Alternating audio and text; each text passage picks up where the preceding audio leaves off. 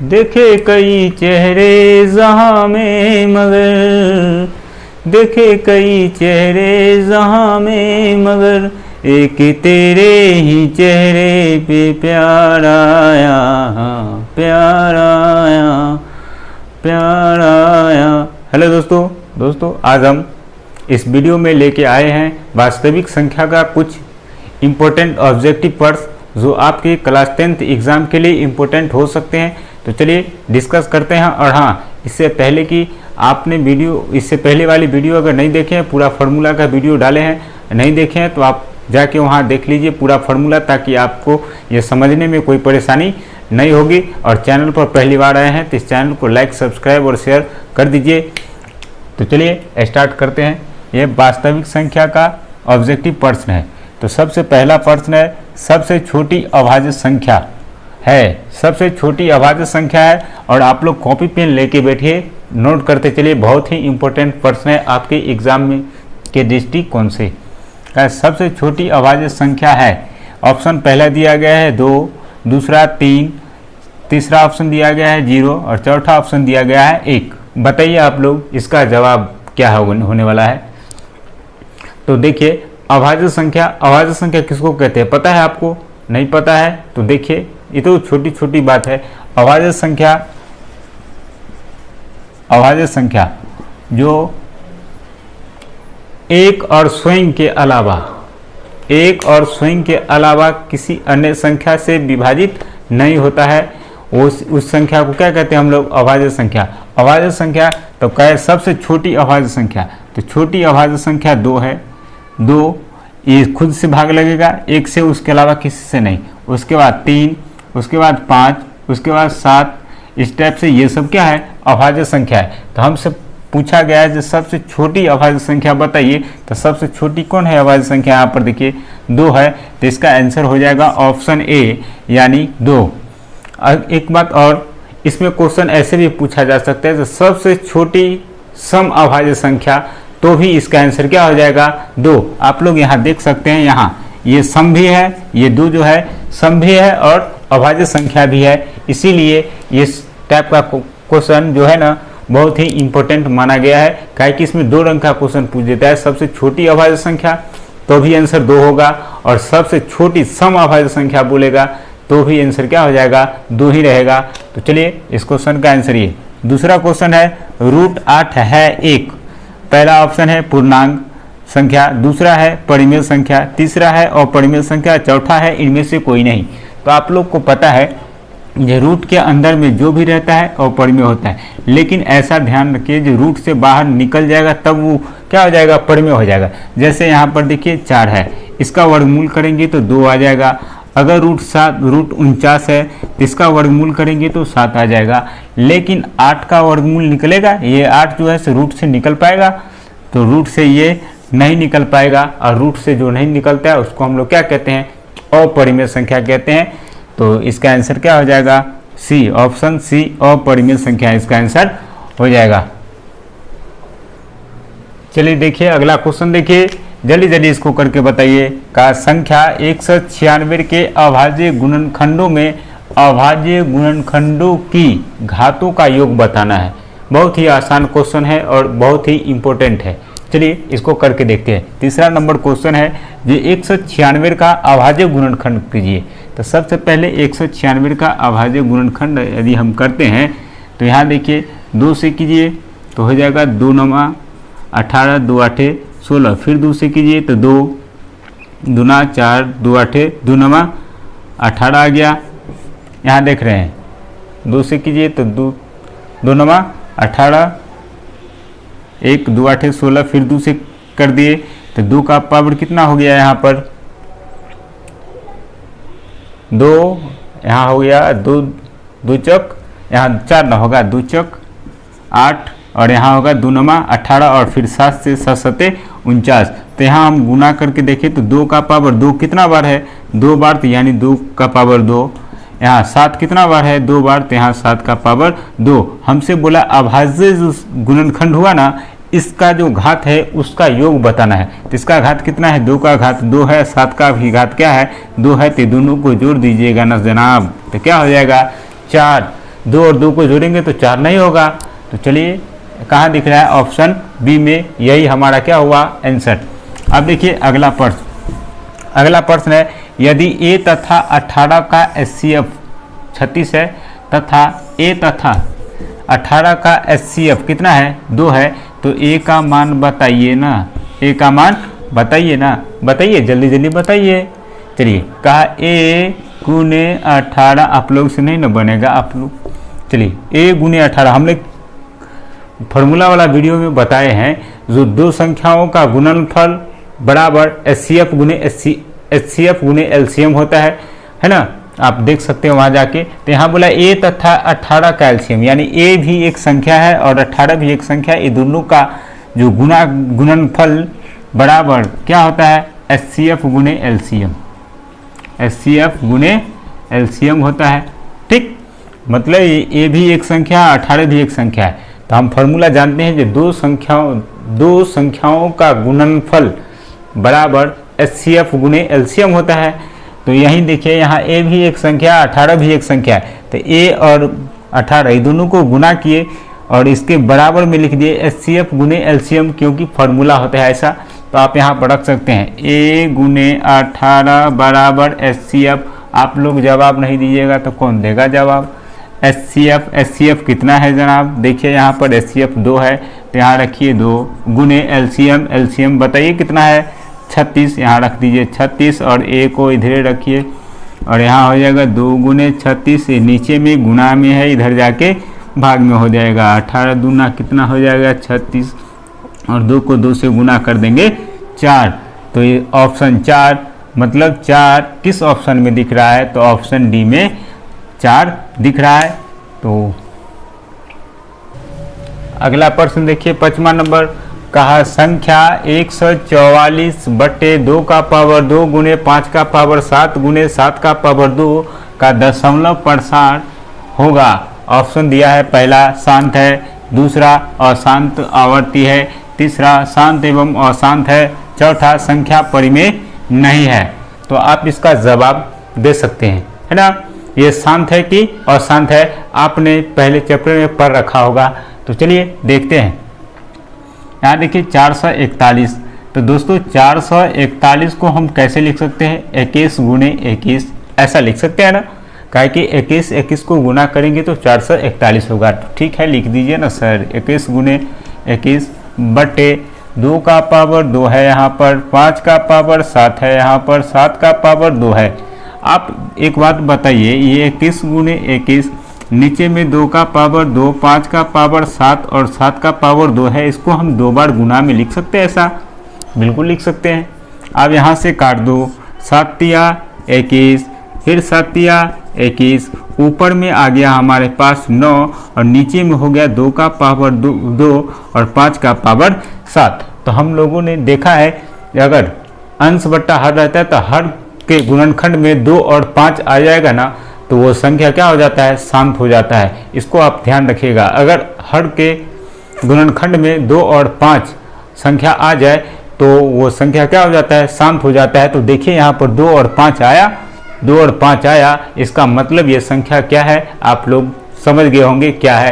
तो इसका आंसर हो जाएगा शांत, जो ऑप्शन ए में दिख रहा है। देखिए कितना आसान है ना, बहुत आसान है। तो चलिए नोट कीजिए। चलिए देखिए अगला प्रश्न आपके सामने है, आप इसका जवाब दीजिए। बहुत आसान है क्वेश्चन ये भी। ऐसा इस टाइप का क्वेश्चन जब भी मिलेगा ना दोस्तों, तो हम कह रहे हैं जो आप ऑप्शन से चलिएगा, बिल्कुल सही सटीक का आंसर आप ला सकते हैं। चलिए दिखाते हैं कैसे ऑप्शन से चलते हैं। यहाँ बोला √2 को निम्न में से किस संख्या से गुना किया जाए कि यह एक प्राकृतिक संख्या बन जाए। आपको पता है प्राकृतिक संख्या किसको कहते हैं, पता है? इसको कहते हैं प्राकृतिक संख्या, मतलब नेचुरल नंबर जो 1 से चालू होता है।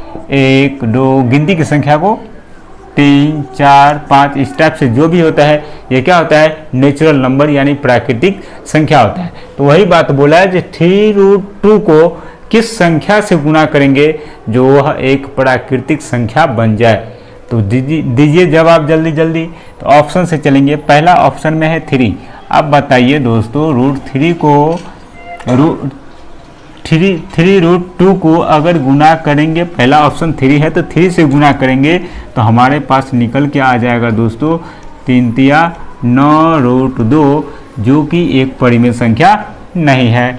अगला ऑप्शन है 2, तो 3 रूट 2 में 2 से गुना करेंगे तो आ जाएगा 3 को 2 से गुना करेंगे, 3 2 जा कितना हो जाएगा 6 रूट 2, ये रूट 2 है तो रूट 2, ये भी एक परिमेय संख्या नहीं है, इस रूप में नहीं आ रहा है तो नहीं है। अब देखिए ऑप्शन सी में दिया गया है रूट 2, यानी 3 रूट 2 में अगर रूट 2 से अगर गुना कर देते हैं दोस्तों, तो यहाँ देखिए यहाँ पर 3 एज इट इज, फिर रूट 2 को रूट 2 से गुना करेंगे तो आंसर आएगा 2, या ये दोनों को गुना करेंगे तो क्या हो जाएगा 6, जो कि हमारे 6 जो है क्या है प्राकृतिक संख्या है। तो ऑप्शन हमारा सी इसका आंसर राइट आंसर होगा। आप जांच सकते हैं, इसको भी जांच के दिखा दूं। चलिए देखिए यहाँ पर रूट 3 रूट 2 को गुना करना है रूट 3 से, तब बताइए ये 3 है, यहाँ पर नहीं कुछ 1 है तो 3 को गुना करेंगे 3, और यहाँ पर रूट 2 और रूट 3 को गुना करेंगे तो रूट 6 आ जाएगा। क्या बताइए ये रूट 3 रूट 6 परिमेय संख्या है? आप कहेंगे नहीं, और जब नहीं है तो ये भी नहीं हुआ, ये भी नहीं हुआ, ये भी नहीं हुआ, तो ये हुआ। तो लीजिए इसको, देखिए अगला क्वेश्चन, यूक्लिड विभाजन यानी यूक्लिड विभाजन प्रमेय का यानी a बराबर BQ प्लस R में R का अधिकतम मान हो सकता है। ऑप्शन पहला दिया गया है B, ऑप्शन दूसरा दिया गया है B-1, तो ऑप्शन तीसरा दिया गया है 1, और ऑप्शन चौथा दिया गया है A। तो आप इसको सॉल्व कर सकते हैं। बोला जो A बराबर BQ प्लस R में R का अधिकतम मान कितना हो सकता है, तो R का अधिकतम मान हम लोग जानते हैं। देखिए यहाँ पर कैसे निकालेंगे, ये B है, यानी B को हम मान लेते हैं 5 है ये। अगर हम 5 से किसी भी संख्या में गुना करेंगे, 5 से किसी भी संख्या में गुना करेंगे तो यहाँ देखिए 5 या 15 आ गया, शेष हमारे पास 4। आप देख रहे हैं दोस्तों, यहाँ से हम लोग एक चीज़ नोटिस कर सकते हैं, जो ये जो है ना शेष, ये जो शेष है, ये शेष अगर हम 5 से भाग दे रहे हैं तो ये 5 से छोटा ही होगा। ये जो शेष आएगा ये 5 से छोटा ही। अगर मान लीजिए हम 5 से भाग दे रहे हैं तो इसका शेषफल क्या आ सकता है, 0 आ सकता है, 1 आ सकता है, 2 आ सकता है, 3 आ सकता है, 4 आ सकता है, और 5 कभी भी नहीं आ सकता है। काहे कि ये 5 से भाग दे रहे हैं, इसका शेषफल 5 कभी नहीं आ सकता है। आप ऐसा करके किसी भी संख्या से किसी भी संख्या में भाग दे के देखिएगा, जिस संख्या से आप भाग दीजिएगा ना उसका शेषफल उस संख्या से हमेशा छोटा आएगा। अधिकतम बहुत होगा तो आप यहाँ तक ले, अगर 6 से भाग दे रहे हैं तो 5 तक आएगा, 7 से भाग दे रहे हैं तो 6 तक आएगा, इस टाइप से आएगा। तो यहाँ इससे अगर 5 से अगर किसी संख्या में भाग दे रहे हैं तो अधिकतम अगर उसका शेष आ जाएगा ना, तो अधिकतम शेष इसका आएगा 4 आएगा। अधिकतम शेष इसका क्या हो जाएगा, 4 आएगा। तो 4 आएगा, यानी 4 आएगा तो 4 को हम कैसे लिख सकते हैं, 4 को हम लोग लिख सकते हैं 5 माइनस 1, नहीं लिख सकते हैं हम 5 माइनस 1, 5 में से 1 घटेगा तो भी तो 4 हो जाएगा। अब ये 5 है क्या हमारे पास, 5 को हम क्या माने B, तो यहाँ लिखिए B, अब माइनस कितना 1। आप देखिए B-1 किस ऑप्शन में दिख रहा है, तो वो आप कहेंगे ऑप्शन B में दिख रहा है, तो इसका आंसर हो जाएगा ऑप्शन B। फिर अगला क्वेश्चन देखिए, 16 को किस रूप में लिखा जा सकता है। ये 16 को बोला गया है किस रूप में आप इसको लिख सकते हैं, और एक हिंट्स दे रहे हैं हम। यहाँ 3 3 3 3 है, ठीक। तो इसका मतलब हम क्या कर रहे हैं, 16 में 3 से भाग दे रहे हैं, 16 में 3 से भाग दे रहे हैं, तो हो जाएगा 3 3 5 15, शेष कितना आया 1। तो हम लोग क्या जानते हैं, ये दोनों को गुना करते हैं, ये हुआ B, ये हुआ Q, ये हुआ A, और ये हुआ R। तो फार्मूला हमारे पास अभी तुरंत देखें, ये A बराबर BQ प्लस R। अब बताइए A का मान कितना है 16, बराबर B का मान कितना है 3, Q का मान कितना निकला 5, प्लस R का मान कितना निकला 1। अब हम लोग देख रहे हैं यहाँ पर जो इसको किस रूप में, 16 को किस रूप में हम लोग लिख सकते हैं। तो ज़रा बताइए, ये 3 तो 3 ही है, आप बताइए यहाँ पर ऑप्शन के हिसाब से देखिए, ये बी, ये 5 जो है, 5 को हम लोग क्या माने हैं, ये क्यू है ना, 5 क्या है, क्यू है, तो इसके 5 के जगह पर क्यू लिख सकते हैं हम, बिल्कुल लिख सकते हैं। द 3Q अब प्लस कितना 1, जो किसको है 16 के बराबर है, यानी 16 को हम लिख सकते हैं 3Q + 1, जो ऑप्शन सी में दिख रहा है। तो चलिए नोट कीजिए। चलिए अगला क्वेश्चन देखिए, 9वां नंबर। यहाँ दिया गया एक शून्योत्तर परिमेय संख्या, एक शून्योत्तर परिमेय संख्या एवं एक अपरिमेय संख्या का गुणनफल है। ऑप्शन पहला दिया गया है हमेशा परिमेय संख्या होता है, ऑप्शन दूसरा है हमेशा अपरिमेय होता है, ऑप्शन तीसरा है परिमेय संख्या या अपरिमेय संख्या, ऑप्शन चौथा है यानी डी इनमें से कोई नहीं। आप लोग इसका जवाब कमेंट बॉक्स में दीजिए। देखिए हम पहले दे देते हैं। कहा एक शून्योत्तर परिमेय संख्या, शून्योत्तर का मतलब होता है जो शून्य नहीं होना चाहिए, वैसा परिमेय संख्या है, मतलब शून्य को छोड़ के परिमेय संख्या। शून्य भी एक परिमेय संख्या है और शून्य को छोड़ के, तो शून्य को छोड़ के मान लीजिए अगर 3 ही आप लेते हैं तो ये भी क्या है, परिमेय संख्या है। और बोला एक अपरिमेय संख्या, एक अपरिमेय संख्या कुछ भी ले सकते हैं, मान लीजिए √3 ले लिए हम, और ये दोनों को गुणा करेंगे दोस्तों तो आ जाएगा हमारे पास 3√3। इस टाइप से आ गया, जो कि ये हमारा अपरिमेय संख्या है। आप लोगों को पता होगा 9th में पढ़े होंगे, एक परिमेय और एक अपरिमेय, एक परिमेय और एक अपरिमेय संख्याओं का गुणनफल हमेशा एक अपरिमेय संख्या होता है, ऐसा ही होता है। ठीक, तो इसका आंसर क्या हो जाएगा, हमेशा अपरिमेय संख्या, जो ऑप्शन बी में दिख रहा है। मैं उम्मीद करता हूं कि आपको ये अच्छे से समझ में आ रही होगी। तो चलिए इसको नोट करते जाइए।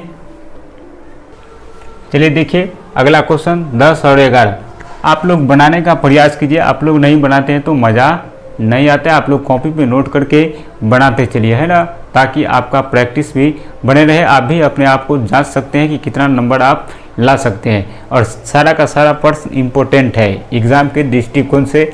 आप लोगों से रिक्वेस्ट है कि आप लोग इसको बनाइए, है ना, ऐसे बैठ के सिर्फ कॉपी पे नोट करने से काम नहीं चलने वाली है ना। तो चलिए इसको देखते हैं। कहा 11/25 का दशमलव प्रसार है। ऑप्शन दिया गया पहला 0.11, फिर ऑप्शन बी है 0.22, ऑप्शन 3 है 0.44, ऑप्शन 4 है 0.33। आपको इसका भाग दे देना है। कहने का मतलब 11 में 25 से क्या करना है, भाग दे देना है। अगर एक नहीं जाएगा तो यहाँ 0, यहाँ भी 0, यहाँ 25 चौका कितना हो जाएगा 100। भाग नहीं देने आता है क्या, भाग दीजिए, आ जाएगा 10। फिर यहाँ 0 बैठाइए, 25 चौका कितना हो जाएगा 100। ये पूरा का पूरा कट गया, और देखिए आंसर क्या आ गया हमारे पास 0.44, जो ऑप्शन सी में दिख रहा है। देखिए कितना आसान है, आप लोग बनाते नहीं हैं। चलिए अगला देखिए 11 नंबर 64/455 का दशमलव प्रसार होगा। तो आप देखिए दशमलव प्रसार इसका क्या होगा। ऑप्शन पहला है शांत, दूसरा अशांत आवर्ती, तीसरा अशांत अनावर्ती, तीसरा चौथा इनमें से कोई नहीं। आप देखिए इसको, यानी हम देखे थे, जो हम बताए, जो अंश बट्टा हर होता है, तो हर का जो गुणनखंड है ना 2 और 5, उसके गुणनखंड में यदि 2 और 5 आता है तो वो संख्या क्या हो जाता है, शांत हो जाता है। तो देखिए इसका हर कितना है 455, हमको 455 को लेना है। अब इसका अभाज्य गुणनखंड कीजिए 5 से, तब 5 9 45, 5 एकम 5। आप इसको फिर से कीजिए, तो यहाँ 455 है ना, तो 4 से कीजिए यहाँ पर, तो यहाँ हो जाएगा 5, तो 5 9 45 और 5 एकम 5। आप देखिए इसको किसी से काट के देखिए ना, 7 से काटिए तो 7 एकम 7 और 2, तो 7 2 तो 7 या 21 आ गया हमारे पास। तो देखिए यहाँ पर हमारे पास आंसर आया 5 7 और 13। तो देखिए यहाँ पर 5 तो है, 2 कहीं दिख रहा है क्या, नहीं है। 2 के अलावा है 7 और 3, और 7 और 13 है, तो 13 ऐसा नहीं आना चाहिए, यानी 2 आना चाहिए। 5 और 2 इसके गुणनखंड में यदि 5 और 2 आता है तब वो क्या कहलाता है, शांत कहलाता है। इसका मतलब ये नहीं आया, इसका मतलब क्या हुआ, अशांत आवृत्ति हुआ, मतलब अनावर्ती, जो ऑप्शन सी में दिख रहा है।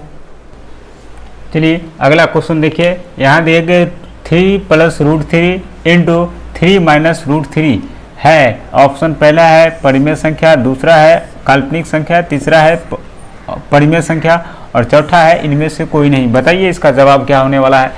तो देखिए यहाँ पर 3, यहाँ भी 3, तो इसको मानिए a बराबर 3, ये √3 तो यहाँ भी √3, तो इसको मानिए b बराबर हो जाएगा √3। जब भी इस टाइप का प्रश्न दिखेगा तो सॉल्व करने का तरीका बताते हैं। यहाँ प्लस यहाँ माइनस दोनों अलग अलग है, इसको a माने हैं, इसको b, इसको a माने हैं, इसको b, तो ये बीच में प्लस का चिन्ह है तो यहाँ प्लस, यहाँ माइनस है तो माइनस, और इसको घेर सकते हैं। आप अगर घेर देते हैं तो आप देख रहे हैं कि ये है a + b × a - b, इतना बराबर क्या होता है दोस्तों, इतना बड़ा फॉर्मूला होता है a² - b²। तो a² - b² पर इसको बैठा दीजिए, तो बोला a² तो a का मान कितना है 3, तो 3 का स्क्वायर माइनस b², b का मान कितना है √3, तो इसका स्क्वायर, तो यहाँ कीजिएगा 3 का स्क्वायर 9 हो जाएगा, √3 का स्क्वायर आ जाएगा 3, और 9 में से 3 जाएगा तो 6, और 6 हमारे पास क्या है परिमेय संख्या है, जो ऑप्शन सी में दिख रहा है। चलिए अगला क्वेश्चन देखिए, यदि a बराबर 2 का पावर 3 × 3 है, यानी a बराबर कितना है 2 का पावर 3 × 3, और b का मान है 2 × 3, और c का मान है 3 का पावर n × 5, और तथा इसका a b c का लघुत्तम समावर्तक कितना है 2 का पावर 3, 3 का पावर 2 और 5 का पावर 1 है, तो n का मान बताइए। तो हम लोग जानते हैं एलसीएम में सबसे अधिकतम जो पावर होता है उसको लिया जाता है। तो एलसीएम यहाँ देखिए हमारे पास ये 2 है, 2 का पावर 3 है, तो देखिए यहाँ पर 2 का पावर नहीं कुछ है तो 1 है, और यहाँ पर कितना है 3 है, ये दोनों में देखिए तो यहाँ पर 1 है, यहाँ पर 3 है, तो ये वाला 3 यहाँ पर ले लिया गया है 2 का पावर 3। यहाँ देखिए यहाँ 3 का पावर 1 है, यहाँ भी 3 का पावर 1 है, लेकिन यहाँ पर 3 का पावर कितना है 2 है, इसका मतलब ये भी 1 है, ये भी 1 है, यहाँ भी तो 3 है, इसका मतलब 2 है, तो अधिकतम लेना है, इसका मतलब यहाँ पर n का मान कितना होगा 2, तब तो यहाँ 2 आया ना, तो यहाँ पर 2 आया, इसका मतलब n का मान यहाँ से पकड़ लेना है, कितना होगा 2, जो ऑप्शन बी में दिख रहा है। कितना आसान प्रश्न है। चलिए अगला प्रश्न देखिए, का निम्न में से कौन सी परिमेय संख्या को शांत दशमलव के रूप में व्यक्त किया जा सकता है। ऑप्शन पहला है 124/165, दूसरा है 131/30, तीसरा है 2027 बटे कितना 625, और चौथा है 1625 बटे कितना 462। इसको आप शांत दशमलव के रूप में लिखना है, मतलब इसमें से कौन सा है परिमेय संख्या ऐसा जो शांत है। तो हम बताए हुए इससे पहले वाले क्वेश्चन में भी, जो नीचे वाले का अगर गुणनखंड 2 और 5 के रूप में आता है तो वो क्या हो जाता है शांत। तो हम डायरेक्ट आंसर पे जाते हैं, आप लोग इस सब को चेक करके देखिएगा, आएगा आंसर सी ही, इसका आंसर हो जाएगा सी। आप देखिए ये 625 है, नीचे में देखिए 625 है, अगर इसका आप अभाज्य गुणनखंड करते हैं तो 5 से करते हैं तो 5 एकम 5, 5 दूना 10, 5 25, फिर यहाँ देखिए 5, 5 दूना 10 और 5 25, फिर 5 से कीजिए तो 5 एकम 5 और 5 25। यहाँ पर देख रहे हैं 5 का पावर कितना हो गया 4, ये 5 का पावर 4 और 2 देख ही नहीं रहा है, 2 नहीं दिख रहा है, इसका मतलब 2 नहीं दिख रहा है तो ठीक है, 2 नहीं दिख रहा है तो 2 तो है ही नहीं, 2 नहीं है तो इसका पावर कितना हो जाएगा 0। किसी भी संख्या का पावर 0 तो इसका मान 1 होता है, 2 नहीं दिख रहा है इसका मतलब 2 का पावर 0 है। आप देखिए इसका जो कर रहे हैं तो हम 5 और 2 इसके गुणनखंड में आता है ना, इसीलिए ये क्या हो जाएगा शांत हो जाएगा। ठीक, आप लोग ये तीनों ऑप्शन को चेक करके देख सकते हैं, आप लोग उतना सीख चुके हैं।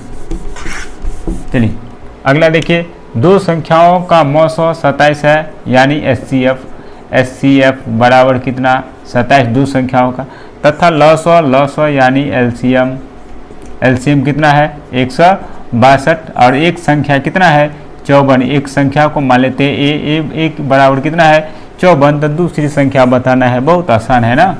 तो बी कल ही बताए थे, मतलब जब पूरा फार्मूला वाला वीडियो आप देखिएगा ना तो पक्का मिल जाएगा, मतलब वहाँ हम डिस्कस किए हैं ऐसा फार्मूला का। तो बी बराबर होता है एचसीएफ गुने एलसीएम, तो एचसीएफ कितना है 27 गुने HCF है 27 और एलसीएम कितना है 162 और नीचे में B निकालना है तो A को रख देंगे और A निकालना होगा तो B को रख देंगे।